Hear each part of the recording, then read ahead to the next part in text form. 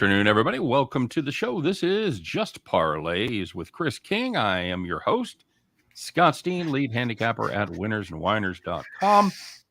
I'm here just kind of to just to guide the boat a little bit. You're the engine, and I'm just kind of the guy with his hand on the Evinrude 9.9, buddy. That's pretty much my job. I just keep us going into those waves straight on. Don't let them go over the side of the gunnels. So you're basically saying that you're Tubbs from Miami Vice. Sure, why not? I mean, I could have said you were Switek or Zito, but you know. Yeah, well, I don't know who those people are. So you didn't watch Miami Vice? No, I did not. How did you not watch that show? I didn't watch it, dude. I was watching other stuff. Sorry. What the hell were you watching on TV that was so important in the 80s? I was getting drunk and having sex. That's what I was doing in the 80s. I spent a lot of the 80s doing that. And then I started traveling and I was on the road. So, well, yeah, that's true with all the comedy shows. Getting drunk and having sex. So there you go. I don't know. Was it on like Friday night or something stupid? It might have been. I'll have to look. I gotta fucking see it. I don't know. You know, they always flipped around when all those shows were on TV. It's like, you know, you couldn't figure out you couldn't keep something in one time slot. Right. I understand. Which I thought was stupid, but you know. Super Sly in the house. Good to see you, Super Sly. Lex Steele checking in with. I love when he says the Buffalo Bill and the half of great Scott. I'm the greater Scott. I'm just gonna say it. I'm putting it out there. I don't think that's a hot take. No, I think we've said that before, dude. Did you miss anything yesterday? You hit them all, didn't you? Well, no, the 4-teamer didn't work out because. Oh, you didn't get the 4-teamer home? Oh no, I mean the 4-teamer we had on the show, but the 4-teamer on the premiums, you know, hit, and right. both the 2-teamers on the premiums hit, and on the show I'd have to look. I mean, we talked about the Marlins and the Yankees yesterday, and we talked about the Giants and the Blue Jays, and all those teams won. Yep, absolutely true. Of course, we then jinxed Noah Syndergaard because, you know, we talked about how he had been pitching well, and he gave up 6 runs in the first inning. Yeah, that was we had I had my play of the day was the Angels on the run line. Start at the top of the first, three runs, 3-0. You got Syndergaard on the mound. He's done nothing but mow people down all year long. Goes out and gives up a fucking half dozen. So yeah, and then you looked and Texas didn't score the rest of the game. I'm aware. It's like, what the hell was that? Just bizarre. Bizarre. Hey, the Pirates actually got hits yesterday. Yeah. Plural. Of course, 2 of them came against Michael Rucker. It took a minute for them to get there, but they did. Ryan Page in the house as the Astros disappeared down the stretch. Yeah, they finally got it even, and here comes the rain, and there go the Astros. Yep, to quote Milli Vanilli, blame it on the rain. Blame it, or whoever wrote that song. Whoever sang that song. Michael Dost in the house needs a little Yankees run line. You might have come to the right place. I would say so. Michael wants to know if Cueto looked good or the Royals looked bad. I have no idea. I'll just say Cueto looked good against the Royals. I think that's all you can say because that is a bad team. They fired their hitting coach. Yeah, I saw that. I thought it was funny. I didn't realize their hitting coach was Terry Bradshaw. Yeah. So that tells you some of the problems right there. But I mean, he knows how to take some hits, but you know. It was ironic. It was fitting that Terry Bradshaw was our hitting coach because the Royals have had a definite failure to launch. Thank you very much, folks. I'll be here all week. When you can tie a sports reference and a movie reference with a sports figure into the same, that's some high-level shit right there. I'm just going to say it. Yeah, Cueto looked very good, man. He was, I think he went, what did he go, 6? Yeah, 6 innings, 2 hits, 2 walks, 7 strikeouts. Yeah. And then Kendall Graveman proceeded to do what every relief pitcher seems to do in Major League Baseball this season in blowing a lead. Light him on fire. Yeah, 3 runs on 4 hits in the 8th. Still wasn't enough. No, I mean, I still don't like the ghost runner thing. I know it really wouldn't have mattered since Robert homered in the 10th, but still. Oh, I agree. I hate the ghost runner. This isn't wiffle ball in your backyard. I agree. Not a fan. Not a fan at all. You used to play one-on-one wiffle ball too. Did you do that? Oh yeah, absolutely. Yes. Oh my God, the things that entertained us by the hour back in the day. What are you thinking, though? Miami, an alternate run line tonight, -4 plus 120. He's talking about the Heat, not the Marlins. Okay, just making sure. It took me a minute. Like, man, you better be getting a better price on that. That's what I was thinking. What about you, bud? I don't know. I mean, it's going to be a defensive struggle, I think, the whole way. I mean, both these teams were excellent on the defensive end of the floor. I know Number Miami, 1 and 2 against the 3-pointers, by the way. yeah, and that's how Boston got here was the 3 in Game 7. I will say this. If you're asking about an alternative run line, I think the value between -2 and -4, you're getting 30 cents of value there. I think that's okay. I think if you like the Heat, I think playing that -4 is a fine move. Because the odds are in your favor that it's not going to land 3. This is true. Right? Or 3 or less is what I meant. So, yeah, Marcus Smart's still questionable for the Celtics with that sprain, midfoot sprain. Kyle Lowry is out for Yep. Miami. And I will say this, even if you like the Celtics and you think Miami gets a game, this could be the game for you because of the travel and the disparity in the schedules with the playing of Game 7 and Miami having 3 weeks off or however long it's been since their last game. Yeah, I think they played was it Thursday night? Is that it? I think it was Thursday, middle end of last week. So yeah, so they've had 3, 4, or 5 days to rest, and Boston, like you said, had to play Sunday. Right. So yeah, even if you think Boston wins it in 6 or 7, this could definitely be a spot where Miami gets on the board first with the grind involved. So hey, want to remind you guys, of course, don't forget to like and subscribe. Hit that thumb. Get subscribed to both of our YouTube channels, the Max Wagers Network and Winners and Whiners YouTube channel as well. And check out the great deal that we've got going with our partners over there at Caesars Sportsbook. It's $1,100 bet insurance. You can bet up to $1,100. And if you lose that bet, Caesars will make it right. It is a no-risk proposition for your first bet on your first deposit with Caesars. And if you have Caesars in your state, congratulations, you're in good shape. Must be 21, of course, unless you're in New Hampshire or Wyoming, where you have to be 18. And yeah. So if you had bet $1,100 on, say, the Marlins yesterday, you would have been pretty happy. You'd have been pretty happy indeed. And it's a good spot if you got that lock, if you got that game that you really like. Let's say you maybe listen to a certain video on YouTube and somebody was taking the under in the NBA game tonight. You're like, man, that's a smart motherfucker right there. I think I'm going to risk $1,000. For example, you could do that. That'd be a great spot for that.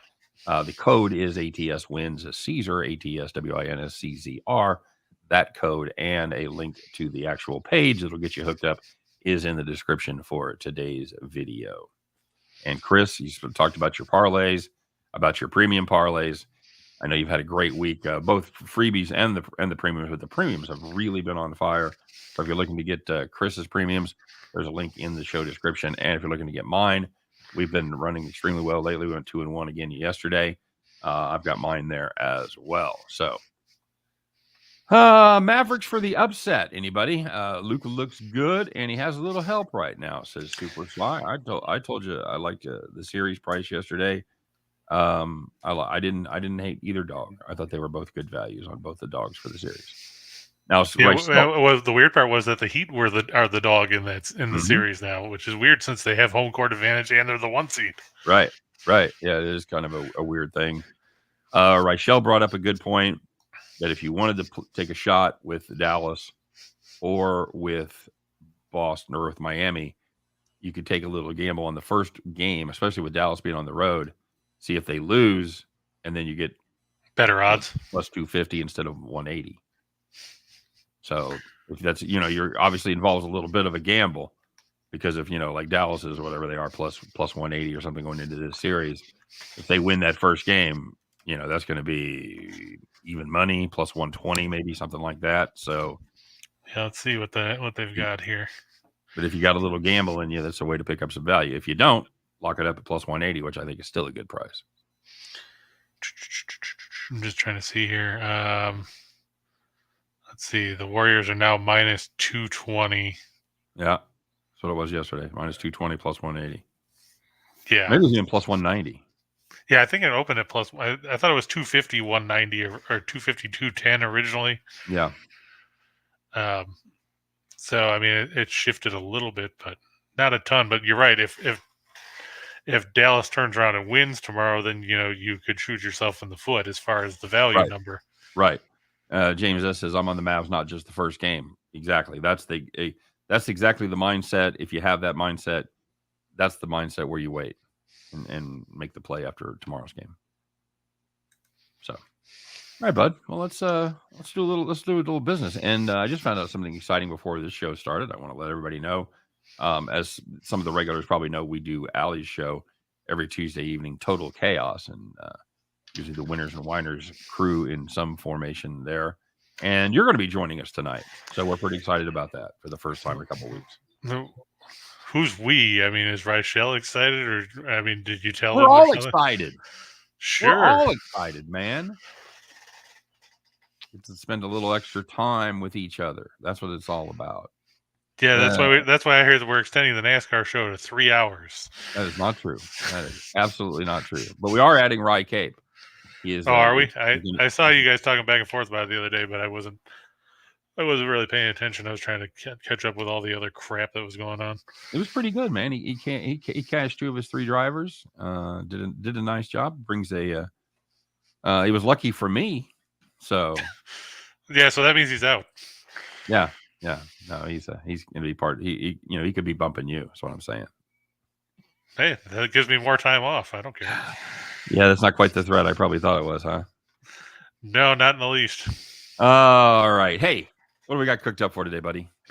Well, we'll start on the diamond, and we'll start with a game a series we talked about yesterday. We told you to take the Marlins yesterday, and Sandy Alcantara mowed down the Nationals over 7 frames as they went on to win by the narrow score of 8-2. Well, guess what? The Nationals it's another day. It's another starting pitcher with an ERA north of 7. Joan Adon starting for Washington. He's 1-6. His ERA is 7.03. He leads the majors with 23 free passes, and he's also thrown 6 wild pitches. So he's basically Rick Vaughn in his prime. Get him some glasses. Get that kid some glasses. And you got to make sure you got skull and crossbones there in the middle too. You make my heart sing, Adon. Yeah, you make everything groovy. Yeah, you got a lot of stuff here, man. What's the? Yep. Give me some highlights. Well, I mean, the Marlins 6-0 in their last 6 against the NL East. They're 4-0 in their last 4 against teams with winning percentage below 400. Which, in case you're wondering, the Nationals are 12-25. They're below 333. They're 6-2 in their last 8 against Stars with a WHIP greater than 1.3. And if you look, Adon's at 1.719. What is that? Let me ask you something. Does that stat really mean anything? They beat up on shitty pitchers. Congratulations. But we've seen some teams that don't. But don't you think that's more of a statistical anomaly? When you see teams that are like, and they're 2-7 against pitchers with whips over 1.4. Like, isn't that just kind of a weird anomaly? Is that really actionable? I don't know. Would you, if I told you that the Royals were 2-11 in their last 13 against starters with a whip greater than 1.3, would you go out and bet the Royals? No. There you go. No, but I wouldn't. I mean, that's a terrible example because I'm not going to bet the Royals much at all. I mean, I can't even imagine the pitching matchup I'd have to bet the Royals right now. I mean, you had Lynch going against Keuchel, and you still didn't bet him. Yeah, I think that's a great example right there. So, okay. But the Nats are 2-9 in their last 11 against teams with a losing record. They're 1-5 in their last 6 as a road underdog. They're 0-6 in their last 6 on the road against teams with a sub 500 record, and they've lost 9 of the last 12 meetings. Michael Dost asked if the Nationals have anyone in AAA to bring up the pitch who can't be any worse than Adon. I'm guessing. I don't even know if Adon spent much time in AAA. I don't know. I'm going to take a quick look here. So what we're saying is take the Marlins. Don't be afraid to lay that run line either. No, I mean, we said to lay the run line yesterday. AAA, he made 1 start in Rochester, and that was it. Yeah, I told you. He had 3 starts in AA ball. He made 17 starts in high A last year before getting called up. And then, of course, he pitched in the Dominican Winter League and sucked there, too. Yeah, who didn't? So yeah, not a whole lot of track record above. I mean, you can't even really say he has anything over high A, really, because he made 3 starts at Harrisburg and one, like I said, one in Rochester. Not good, Bob. Not good Yeah, at all. I'm just looking to see if Washington has anybody in the minors worth a damn. But I'm not going to have a ton of optimism there. Right. Because you would think if they did, like Michael said, those guys would probably be up right now. Mm-hmm. Yeah. Oh yeah, if they're boy, bringing those up the are dude with one AAA start that started last year in high A, you got to think that that's a pretty dry cupboard there, pretty bare cupboard. yeah. Let's check out their stats here for Rochester starting pitchers. Oh boy, let's see. Wow, they show one guy. Oh, that's qualified players. Okay, they got one guy that's made. Well, Reed Garrett's 3-1 out of the bullpen, so that's not going to help. Starts Jackson Tetro is 2-2 with a 3.86 ERA, 1.31 WHIP in 8 starts. He's only got 37 and oh, they got Jeffrey Rodriguez down there. Oh, J-Rod. Yeah, Jeff Rod. Yeah, 16 walks, 26 strikeouts, and 25 and 2/3. 7 starts, and he's gone 25 and 2/3 innings. Wow, that's not exactly stretched out. Jackson Tetro. Yeah, he's their best starter. Ace, the ace. Yeah, 2-2, 3.86, 15 walks, 37 strikeouts, 131 WHIP, 37 and a third in 8 starts. So he's not even going 5 a start. Fuck, he should be the bedrock of that rotation. I mean, I'm just looking at their starters here. Nobody's averaging more than 4 and change a start. Cade Cavalli's made 6 starts, 27 and 2/3. Luis Reyes has made 4 starts and a relief appearance and gone 13 and a third. In case you were wondering why they haven't called him up, he's 0-1 with an ERA of 14.18, a WHIP of 3. Not good. 16 walks, 11 strikeouts, and opponents hitting a putrid 393 against him. This deep dive in the Washington Nationals minor league system has been brought to you by the city of Washington, D.C. Hey, if you think our baseball team sucks, wait till you see our government. Washington, D.C. Wow, they have Carl Edwards closing down there. Carl Edwards? Yeah. of NASCAR fame? No, as in former Cubs reliever that pitched in Game 7 of the World Series 5 years ago. Oh yeah. Who doesn't remember that? Okay, dude. What else we got? I know Michael remembers. Almost took New York team total over 5.5. Yeah, yesterday. I wouldn't be shy about jumping on the Yankees for about anything right now. Yeah, I mean, they've been pounding people. And Spencer Watkins, you talk about a guy who has issues on the mound.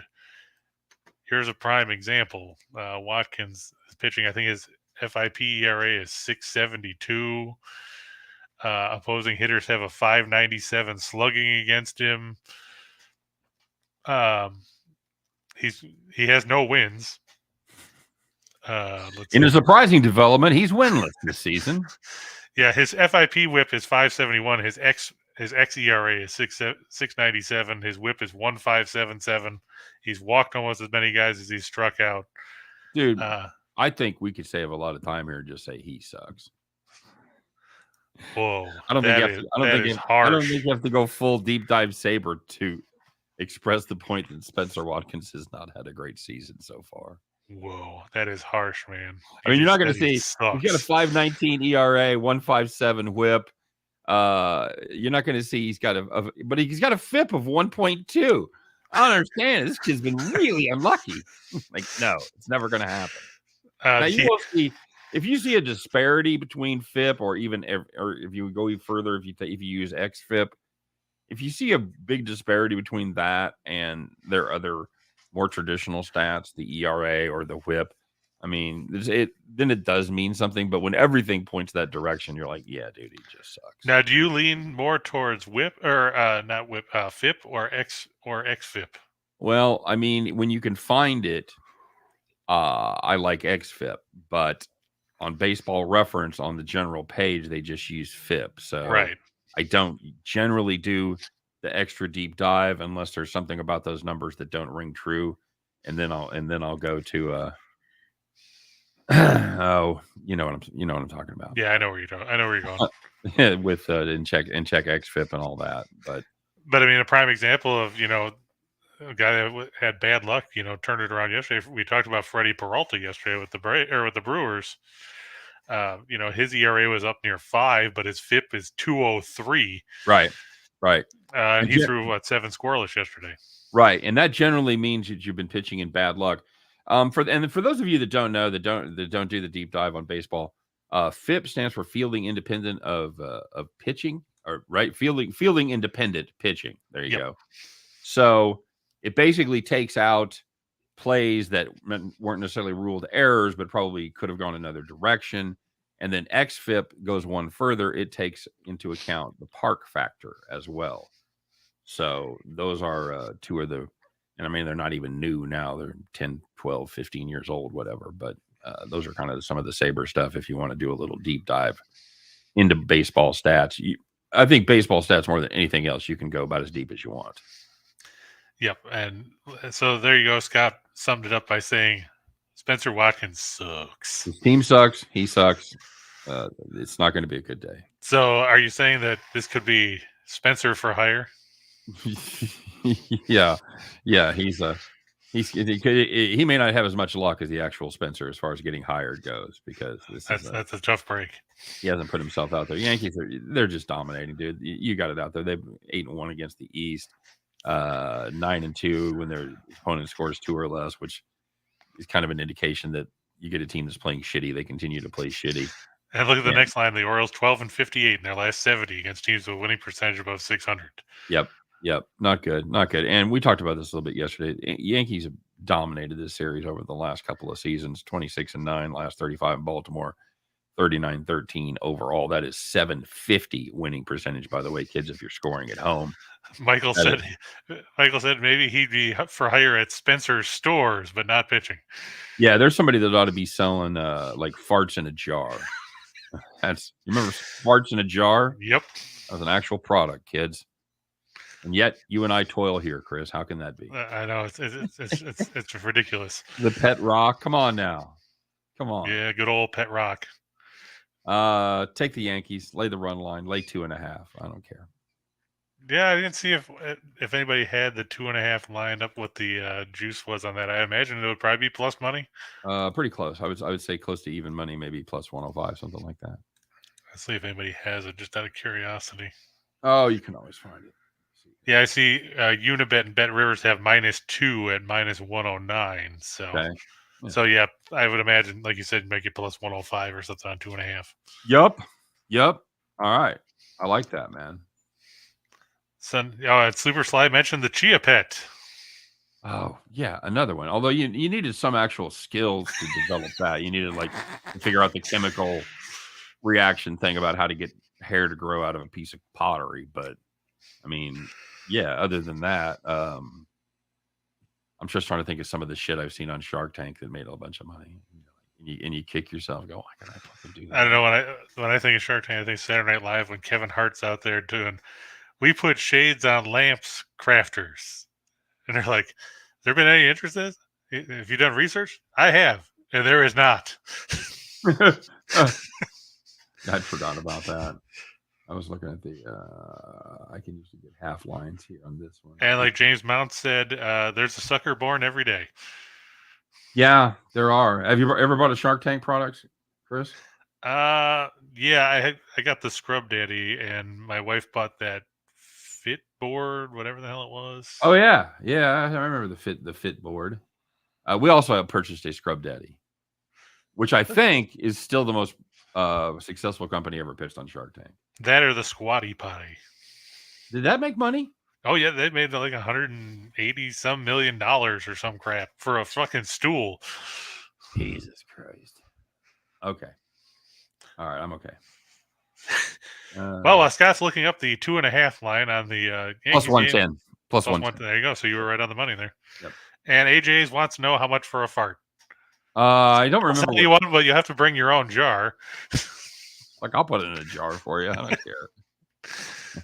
It's like it'd be just like the jug of moonshine that just said XXX on it. That's And open Dirty Al said that Manscaped shredded him and he had to go back to Norelco. The whole manscaping thing, that's a good racket there. You take products that already existed, but you put them in a plastic bag and say manscaping on them. You go, oh yeah, I can buy that. God bless him. You do a little manscaping there, Chris? No, I don't. Huh? That's too much of a pain in the ass. Literally. I don't know. I mean, you're the one that has the hairy Gant. Thank you, Harry Gant, folks. Pride of Skull. All right, so take the Yankees, lay numbers. Go ahead. Yep. Next. I'll move on to the NHL. All right. And we got the Battle of Florida tonight as the Tampa Bay Lightning go on to the road to face the Florida Panthers. Teams split 4 meetings in the regular season. It'll be, of course, the battle of the Russian goaltenders is Andrei Vasilevsky, who was 4-3 with the 304 goals against an 897 save percentage in the opening round. Starts against Sergei Bobrovsky, who was 4-2-0 with a 279 goals against and a 906 save percentage.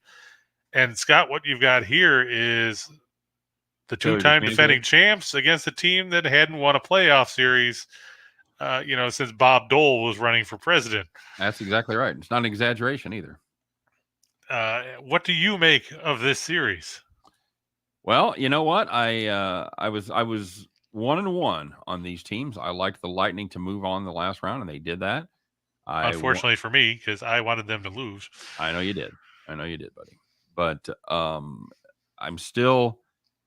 This Panthers offense, as good as they are and as fast as they are, they go in these weird little dips where they just can't get anything done. And I'm not sure. Again, that's the price I pay for not being as intricately knowledgeable about hockey as I am other sports. Is I can't pick up on some of the subtleties like that. I really don't understand the rationale about why that happens. With a football team or basketball team, I can posit at least a relative hypothesis of the situation. In hockey, I can't. So, Chris, what's going on with the Panthers offense and why aren't they more consistent? Is it just better goaltending and better defense in the playoffs?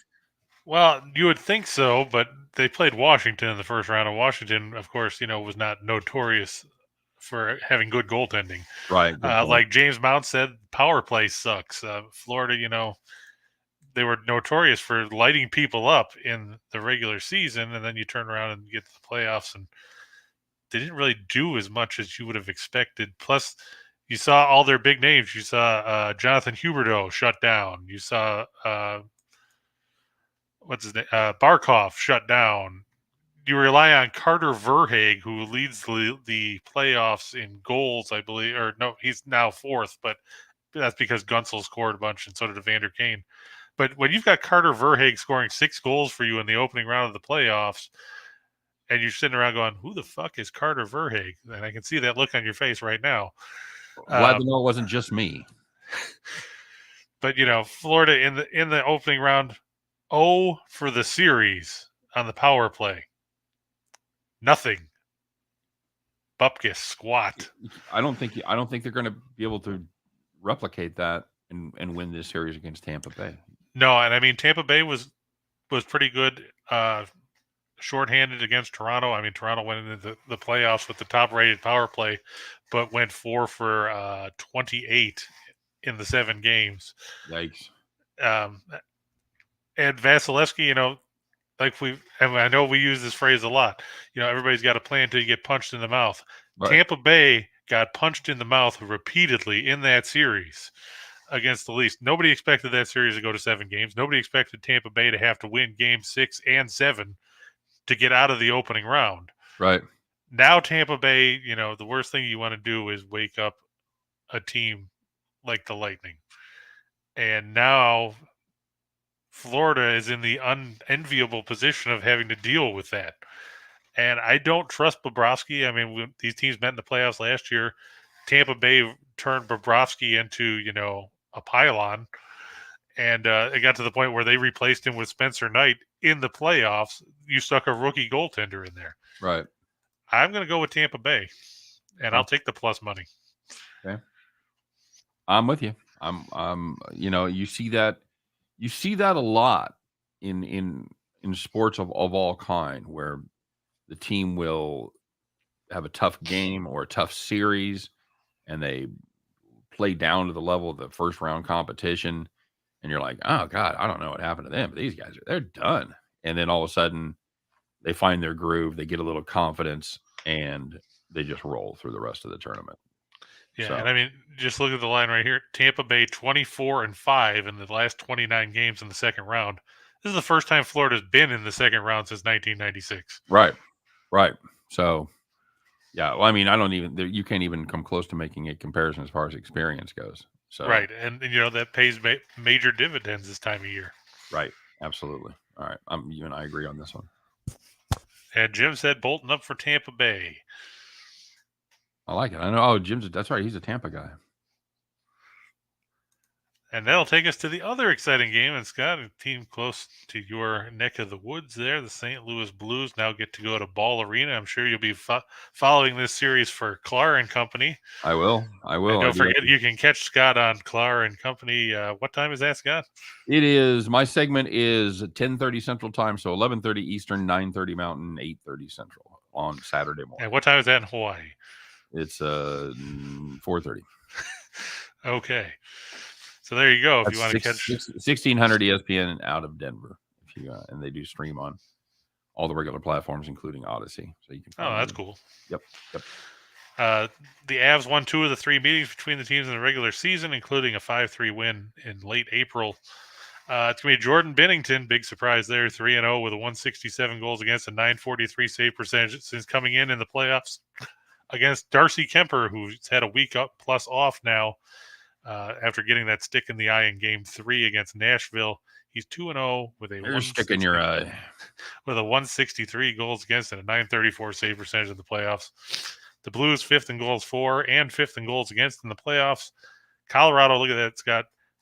1st in goals for, averaging 5.25 goals a game. They outscored Nashville 21-9 in their 4-game sweep. That'll get you some wins. Yeah. Do you have any faith in the Blues in this series? Zero. Zero. So you no faith at all? No, I think Bennington's a good story. Did a nice job there coming in the opening series. This Colorado Avalanche team, after a disappointing playoff performance last year when they had the best record in hockey, I think they are hungry. I think they're focused. They did nothing in that first round against Nashville to dissuade me of that notion. This is a team that is destined for the Stanley Cup Finals at least. I've got Colorado early and often in this one. So, do you think the Blues win any games in this series? Yeah, I think it goes 5. 5. I think the Blues may steal one in the shadow of the arch when they get back home, but I think that's going to be it for me. I just don't see them having the talent I'm really on either side to keep up with Colorado. And the big thing for Colorado is they're finally healthy.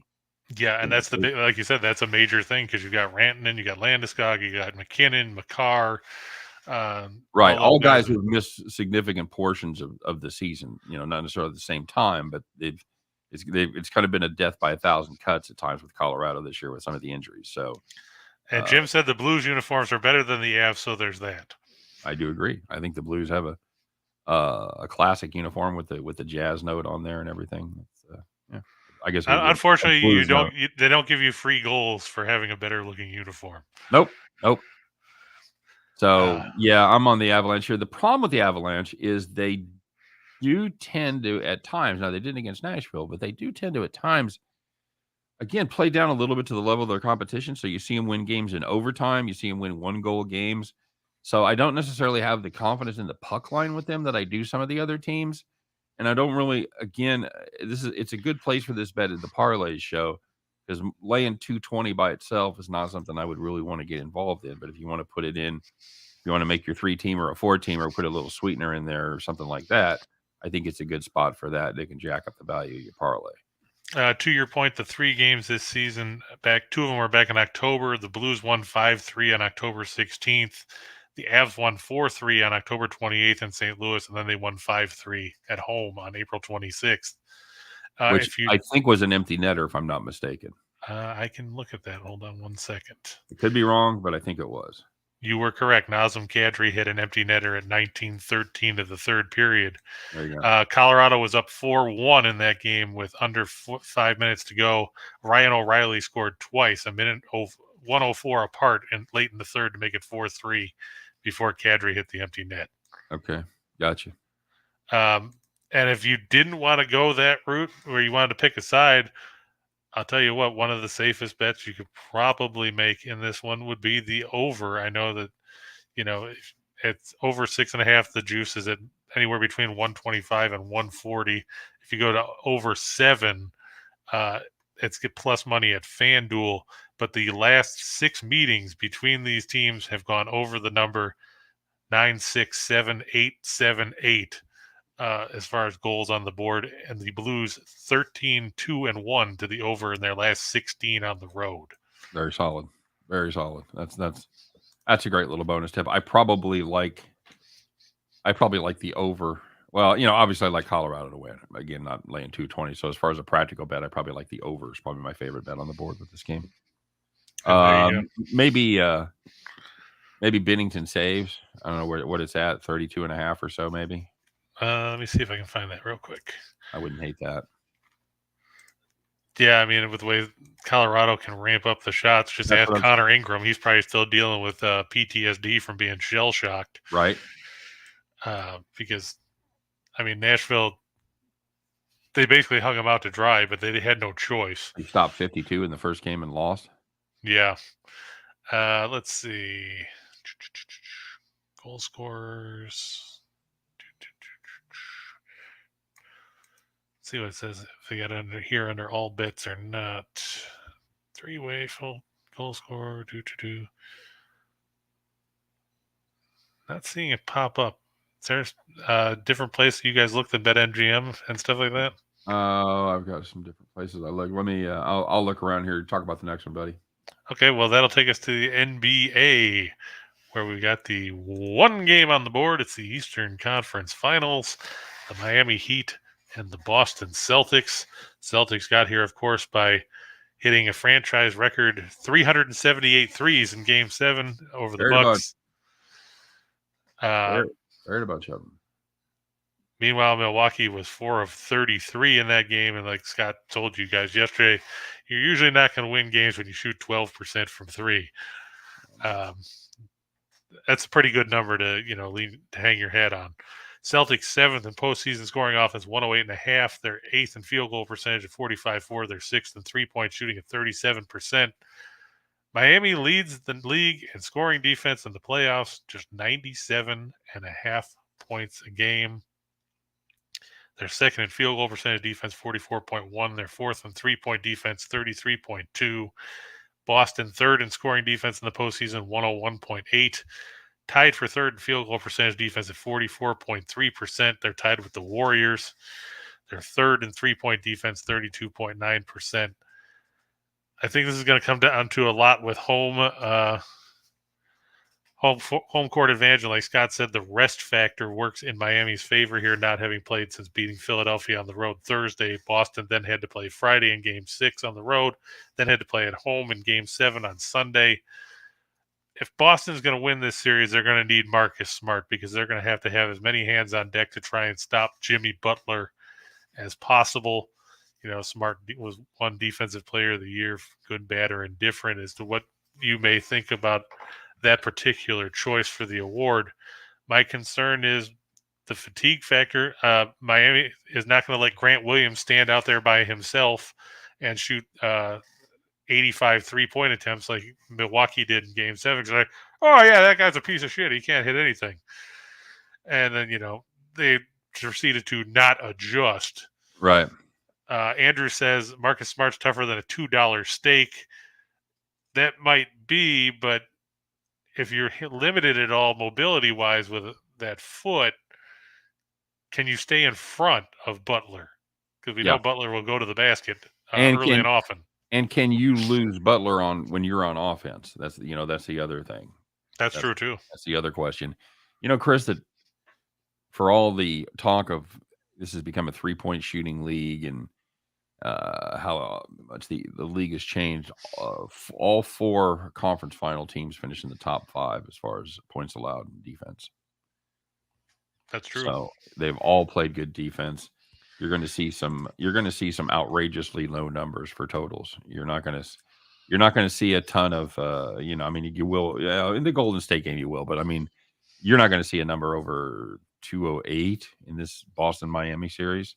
Yeah, I'd be surprised if you got even past 206. And I'm just thinking, that's if like the first 2 games end up going, 240 or something where they're going to adjust it up. I don't even think with an upward adjustment you're going to get to 210 or maybe even 208.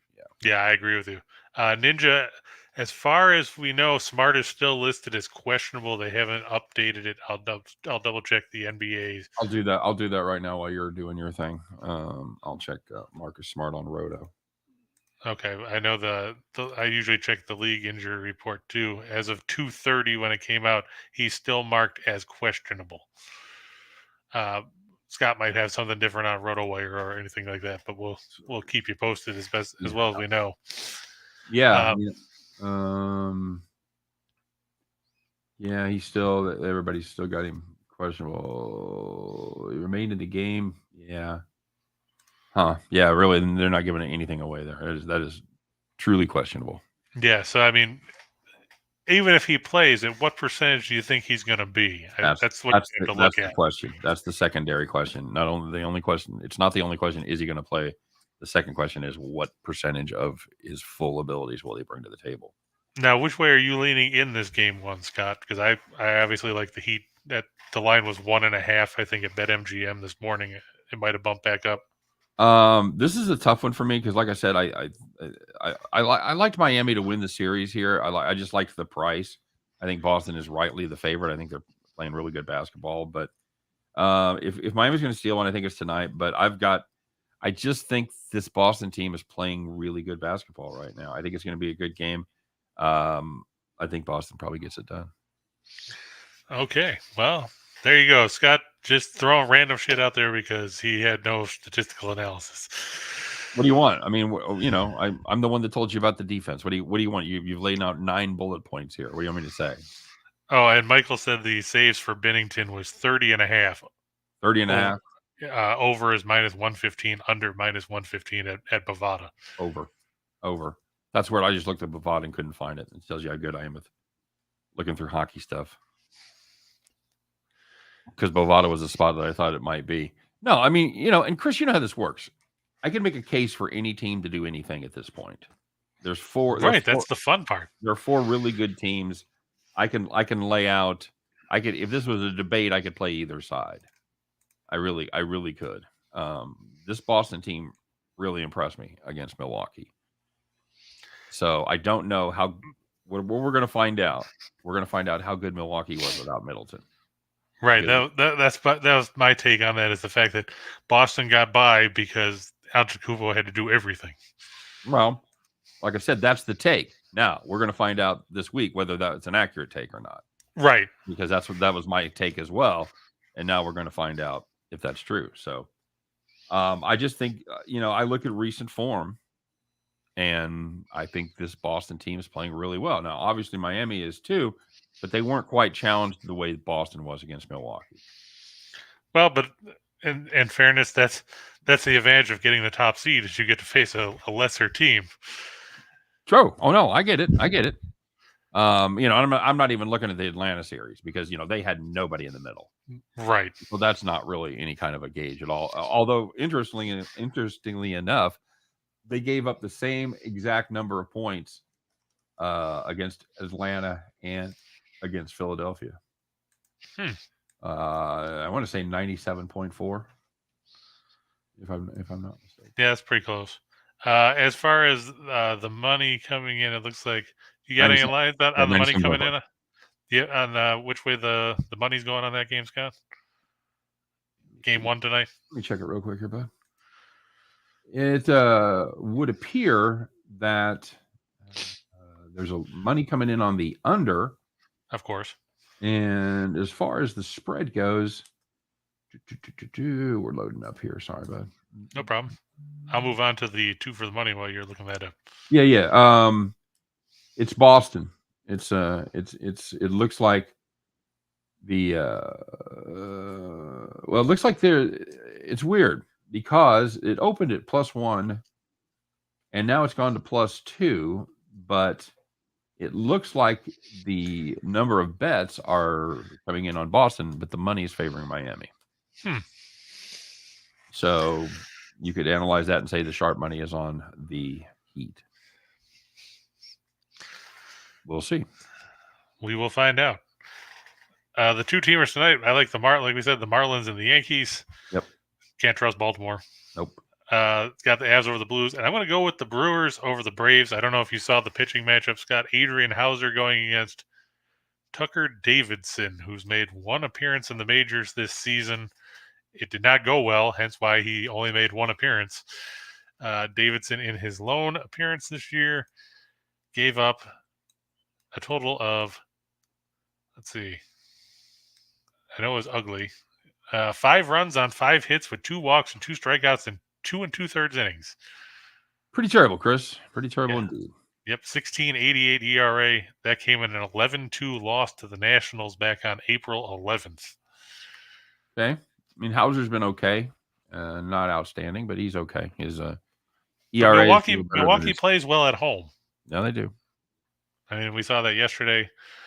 I'm going to look for that to cash in again here. Tough break for, our favorite lead singer for Jethro Tull, as Ian Anderson took the hard luck loss in that 1-0 game. Yeah, that's what I get for talking about how this Atlanta offense really seems to be finding their stroke right now as they go out and get shut out. So, yeah, that's about the way that works. Okay, I'm good with that. Move on to 4 for the show here. Look at that. We're going to start with Spencer Watkins. Mm-hmm. Why not? Over 5.5 hits allowed. For some reason, this is at plus money. Well, I think the only question is whether they allow him to stay that long. He could get knocked out in 6 batters. Well, that's true, but I'm saying he gives up 4 walks, 2 home runs, and 5 hits. I mean, I like it. I think it's a good play. It's not quite as easy as it looks. It's a lot like knocking the milk bottles over at the carnival. True. Like, how can I fucking not do this? But I'll just say there's a reason this is plus money. You got to have a couple things go right for you. But having said that, yeah, I'm a fan of that play. I'm going to go with the Cardinals in game 1. It's the game that was rained out yesterday. That game starts in about 25 minutes or so. It's Mikolas and Trevor Williams.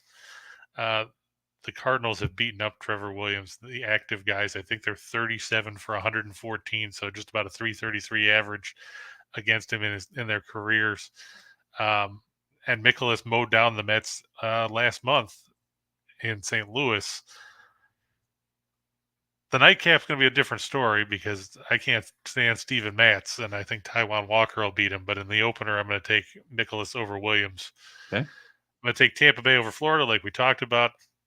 Experience, you can't put a price on what that brings in this time of the season. And the Heat over the Celtics. Scott, Nathan wants to know if the Suns versus Mavs was the biggest rig job in NBA history. I don't know how much you'd have to pay those guys to go out there and shoot that terribly. Yeah, I mean, what, Devin Booker didn't have his first basket until the third quarter or something like that? I'm not, generally speaking, a proponent of the leagues are rigged. And I'll tell you why. It's not that I don't think that somebody wouldn't try it. It's not that I trust everybody to do the right thing. It's that you would have to have so many people involved for so long, for all that people have been claiming it, that somebody would have cracked by now. Somebody would have said something. Somebody would have got drunk and tweeted something. So that's my whole anti-fix situation. Is nobody's ever cracked. Michael Dose said the biggest rig job in the NBA was the 1984 draft lottery with Patrick Ewing going to the Knicks. That is true. That's very true. I do agree with that. Well, there you go. So you do think that it was fixed? Yes. Yes, I do. You couldn't even say that you had a team to get. You gave a rat's ass about getting the number 1 pick either. The Kings were gone by 84, if I'm not mistaken. That's right about the time they moved, if I remember right. I want to say like 82, maybe. Yeah, I remember when they were still the Kansas City Kings. Those were the days. A lot of fun, man. course, I also remember when they were the Rochester Royals. No, that was before my time. I remember the Cincinnati Royals, but not the Rochester Royals. It was Oscar, they moved in 57. What's that? They moved in 57 to Cincinnati. Yeah, there you go. 85 was when they moved to Sacramento. Oh, all right, so they were still around for that. So you just didn't care about the. That's it. Well, the writing was on the wall when the brothers bought it. Yeah, it was sold in 83. Right. It was a dead man walking at that point. I mean, that reminds me of when the Buffalo Braves, left because, that was all a giant thing because the Celtics owner, Irv Levin, wanted to move a team to the West Coast. So he swapped franchises with John Brown Jr. He took over the Braves and then moved them to San Diego, where they became the San Diego Clippers. There you go. Little fun. That's some historical stuff. Little fun facts for you from Chris King right there. And now I'll take you to the fun part here. I'm going to take the Mariners over the Blue Jays. I know Toronto won yesterday. I'm going to go back to Logan Gilbert one more time and see if he can put one in the win column. I just haven't been impressed with Jose Barrios. He's 2-2 with an ERA of almost 6. This isn't what Toronto traded away a bunch of prospects and stuff for. They expected to get an ace pitcher, not a guy who looks like Spencer Watkins. He appears to be a bit of a belly itcher at this point. There you go. I'm going to take the Cubs over the Pirates. Keegan Thompson starting against your favorite Pirates pitcher, Scott. You know who I'm talking about? Is it Mitch Keller? No. Who is it? JT Brubaker. Oh. Why do I like Brubaker? Well, because when we were talking about the Reds, you said, "Yeah, I was going to fade him," and I saw Brubaker was pitching. I was like, "Oh fuck, I can't do it." Oh yeah, he's not my favorite. Yes, that's correct. I'm going to take the Twins over the A's. Much like Gilbert, I think Dylan Bundy can bounce back after 2 putrid starts. Facing an A's team that can't score any runs should be a cure for what ails him. And I'm going to go with the Angels. Reed Detmers threw a no-hitter last time out. Scott was happy about that one because the Rays brought in Brett Phillips to help him get over the number. Got over the total, baby. That's right. Never doubt. So he's going against Taylor Hearn. Not impressed with Hearn. I don't think the Rangers will score 6 in the first like they did yesterday. I'll lean towards the Angels there. And like we were talking about, Scott, I'm going to go with the Celtics and Heat staying under 204, which is what the number is here. Yep. I'm going to look for Adebayo to post a double-double at plus 150. I mean, do you really trust the Time Lord who's still, limited, or Al Horford to keep him off the glass? I do not. And I look for Jimmy Butler to go over 24.5 points. He carried that team against Philadelphia. It'll be interesting to see how Boston tries to defend him. Is it going to be Smart? Is it going to be Tatum? Is it going to be Jaylen Brown? Is it going to be the ghost of Dennis Johnson? I mean, what are they going to do? Right. And then, like we talked about, the Blues and Avalanche over 6.5. We talked about the last 6 meetings of those teams going over the number. Blues, like we said, 13-2-1 to the over on the road.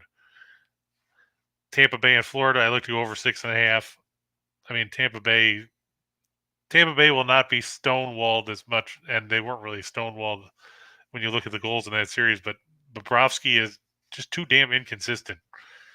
And I look for Nathan McKinnon to go over 4.5 shots. He seemed to shoot the puck about 8 times a game against Nashville. I think you're going to see him get plenty of opportunities against the Blues in this game. All right, very good. Any final thoughts? No, I think we covered everything pretty well. I mean, obviously, you got a lot of options. It's a lot better than yesterday, where all we had to talk about was baseball. Right. Now you can go back to basketball and hockey for a bit. And if there's those of you that might want to watch the WNBA, I'm sure they have some games on. Yep. I can't remember who it is. I did look at it. Let's see. Yeah, you got a whole bunch of games tonight. There you go. A lot of opportunities to go out there and make that money. And thanks, Chris. And we thank you guys for stopping by. Everybody for all the comments, all the views, the likes, all that good stuff. You can catch us doing our thing every day. You can catch us on Allie Burns' show tonight. Should be posted somewhere around 8 o'clock Eastern time, talking about 5 baseball game totals for tomorrow. So check that out as well on Total Chaos. And if not, we'll see And you Nathan tomorrow. said, "Can we limit the Vegas fuckery today, for God's sake?" That would be nice. That'd be nice. My dog did such a great job for like 55 minutes. Hey, we're out of here, guys. Check us tomorrow as Chris and I we'll be back with some underdog picks. I was bragging on him so much; he'd been doing so well. It's his least favorite dog. You guys have a great day. Come back and see us tomorrow. Chris and I will be talking about everything under the sun, including what, Chris? Just parlays. Just parlays, baby. You guys have a great day. Stay tuned. Scott and I will be right back on the other side.